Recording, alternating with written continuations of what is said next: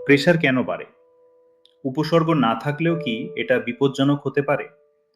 ওষুধ শুরু করলে কি সারা জীবন খেতে হয়? এই প্রশ্নগুলো অনেকেরই মনে আসে, আর অনেক সময় ঠিক উত্তর না জানার কারণেই অকারণ ভয় বা ভুল সিদ্ধান্ত তৈরি হয়। আমি ডাক্তার অনুরাগ হালদার, আপনার ডাক্তার বন্ধু। আজ আমরা সহজ ভাষায় বুঝবো হাই ব্লাড প্রেশার আসলে কি, কেন এটাকে নীরব সমস্যা বলা হয় এবং কেন সময় মতো বোঝা গুরুত্বপূর্ণ। ভিডিও শেষে আপনি পরিষ্কার বুঝতে পারবেন হাই ব্লাড প্রেশার নিয়ে আসলে কতটা চিন্তা করা উচিত এবং কেন এটি নিয়ন্ত্রণে রাখা জরুরি। প্রথমে খুব সহজভাবে বুঝি ব্লাড প্রেশার আসলে কি। আমাদের হৃৎপিণ্ড সারাক্ষণ রক্ত পাম্প করছে। এই রক্ত যখন রক্তনালীর ভেতর দিয়ে যায় তখন রক্তনালীর দেয়ালে একটি চাপ সৃষ্টি হয়।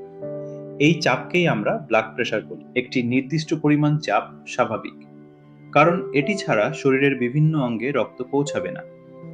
সমস্যা শুরু হয় তখন যখন এই চাপ দীর্ঘ সময় ধরে স্বাভাবিকের চেয়ে বেশি থাকে। একটি বিষয় মনে রাখা জরুরি, ব্লাড প্রেশার নিজে কোনো রোগ নয়, কিন্তু এটি নিয়ন্ত্রণে না থাকলে নানা সমস্যার সূচনা করতে পারে। অর্থাৎ বিষয়টা বোঝার জন্য শুধু সংখ্যার দিকে তাকালেই হবে না, বরং দীর্ঘমেয়াদে এর প্রভাব বোঝা দরকার। এখন প্রশ্ন হলো, এই প্রেশার বাড়ে কেন? হাই ব্লাড প্রেশার সাধারণত একদিনে হয় না, এটি ধীরে ধীরে তৈরি হয় এবং একাধিক কারণ একসাথে কাজ করে। সবচেয়ে সাধারণ কারণ হলো জীবনযাত্রা, অতিরিক্ত লবণ, কম শারীরিক পরিশ্রম, ওজন বৃদ্ধি, অনিয়মিত ঘুম, এগুলো ধীরে ধীরে রক্তনালীর ওপর চাপ বাড়ায়। এরপর আসে শরীরের প্রাকৃতিক পরিবর্তন।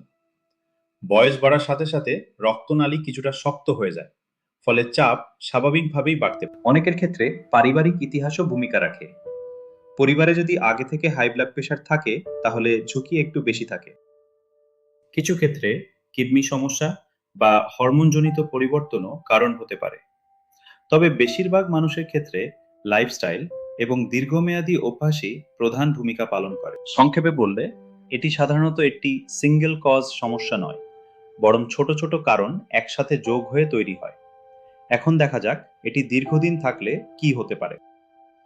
হাই ব্লাড প্রেশারের সবচেয়ে বড় সমস্যা হলো অনেক সময় কোনো উপসর্গ থাকে না। মানুষ স্বাভাবিকভাবেই জীবনযাপন করেন, কিন্তু ভেতরে ভেতরে শরীরে পরিবর্তন চলতে থাকে। প্রথমে হৃৎপিণ্ডকে বেশি পরিশ্রম করতে হয়, ধীরে ধীরে হার্টের ওপর চাপ বাড়তে পারে। একইভাবে মস্তিষ্কের রক্তনালীগুলো প্রভাবিত হতে পারে, যার ফলে স্ট্রোকের ঝুঁকি বাড়ে। কিডনিতেও দীর্ঘমেয়াদে প্রভাব পড়তে পারে, কারণ কিডনির সূক্ষ্ম রক্তনালীগুলো উচ্চ চাপের প্রতি সংবেদনশীল। তবে গুরুত্বপূর্ণ বিষয় হলো, নিয়মিত নিয়ন্ত্রণে থাকলে এই ঝুঁকিগুলো অনেকটাই কমানো সম্ভব। তাহলে সবচেয়ে গুরুত্বপূর্ণ প্রশ্ন, কি করলে হাই ব্লাড প্রেশার নিয়ন্ত্রণে রাখা যায়? প্রথম ধাপ হচ্ছে লাইফস্টাইল অ্যাডজাস্টমেন্ট। লবণ কমানো, নিয়মিত হাঁটা, ওজন নিয়ন্ত্রণে রাখা, এই সাধারণ পরিবর্তনগুলো অনেক বড় পার্থক্য তৈরি করতে পারে।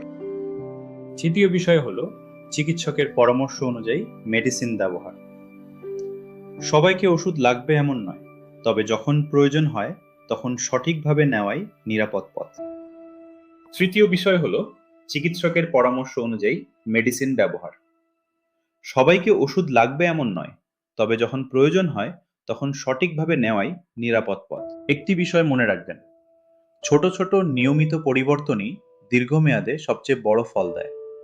সবকিছু একসাথে বদলাতে হবে না, ধীরে ধীরে শুরু করলেই যথেষ্ট। এখন পর্যন্ত আমরা যা বুঝলাম, হাই ব্লাড প্রেশার একটি সাধারণ কিন্তু গুরুত্বপূর্ণ অবস্থা, যা বোঝা এবং নিয়ন্ত্রণে রাখা সম্ভব। সংক্ষেপে বললে, ব্লাড প্রেশার হলো শরীরের স্বাভাবিক একটি প্রক্রিয়া, কিন্তু দীর্ঘদিন বেশি থাকলে হার্ট, মস্তিষ্ক এবং কিডনির ওপর প্রভাব ফেলতে পারে। ভালো খবর হলো, সঠিক লাইফস্টাইল এবং নিয়মিত নজরদারির মাধ্যমে এটি সফলভাবে নিয়ন্ত্রণে রাখা যায়। এমন পরিষ্কার ও প্রমাণভিত্তিক ডাক্তারি ব্যাখ্যা পেতে এখনই চ্যানেলটি সাবস্ক্রাইব করুন।